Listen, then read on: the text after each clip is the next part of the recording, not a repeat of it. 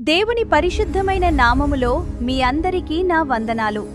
లోకం తాత్కాలిక నిశ్శబ్దాన్ని ఇస్తుంది, కానీ యేసు నిత్య శాంతిని ఇస్తారు. అందుకే మీరు ఆయనను అంగీకరించాలి.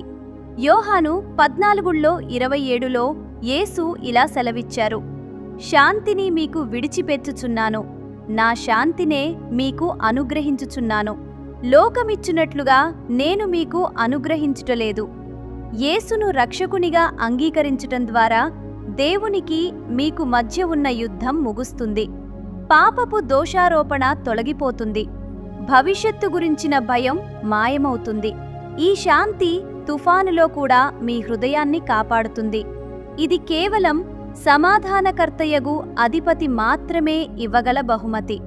ఈరోజు ఆయన ప్రశాంతత మీ ఆత్మను నింపనివ్వండి. రేపు ఈ శాంతి నూతన ఉద్దేశ్యానికి ఎలా దారితీస్తుందో చూద్దాం.